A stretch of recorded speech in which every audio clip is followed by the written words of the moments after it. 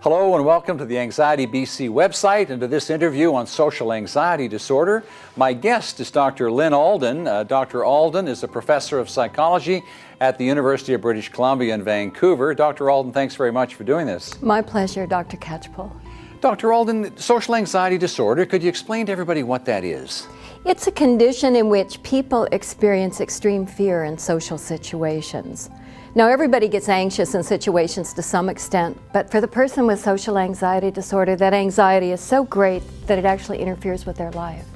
So maybe their world shrinks all the time as a result, is that correct? Definitely. It interferes with their ability to socialize, make friends, date, and workplace functioning as well. Okay. Now, what can these people do to help themselves? Well, there are 3 steps. First of all, you have to understand what's at the root of social anxiety disorder.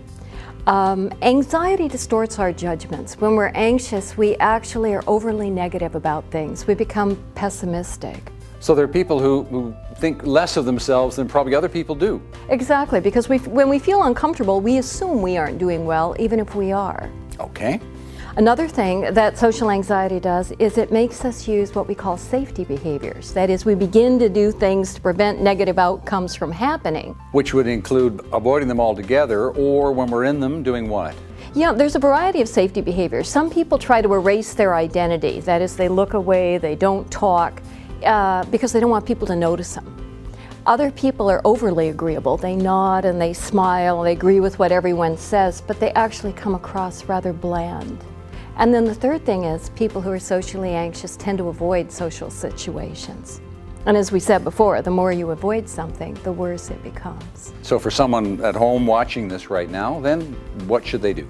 First of all, they need to systematically observe their anxiety. When people are socially anxious, they become self-focused and they don't pay attention to the situation around them.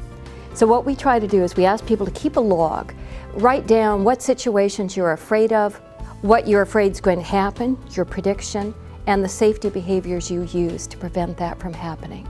That's the first step. Okay, and then?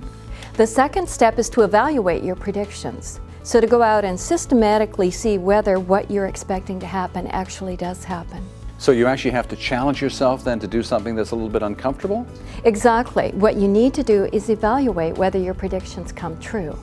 For example, we had a grocery clerk who thought that if she looked at people and talked to them, they'd reject her.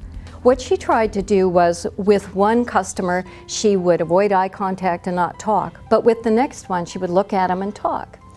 What she found by doing that experiment is that people were actually more positive when she talked and looked to them. Very interesting. So I guess a whole bunch of these experiments, and keeping in mind that even if the experiment goes badly every now and again, so what? Because overall, you're learning.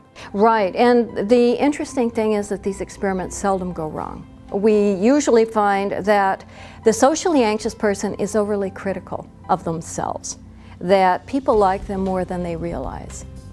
Then the third thing they have to do is to push themselves to get out every day into social situations. The more you go into a situation, the less fear it will produce. My goodness, so you're asking a lot of people, but you're also saying if you do this step by step, it'll help. We find it takes perhaps 6 months to a year to really make a substantial change, but the majority of people with social anxiety disorder can change. Fascinating. Dr. Alden, thank you very much indeed. It's been really helpful. My guest has been Dr. Lynn Alden from the Psychology Department at the University of British Columbia.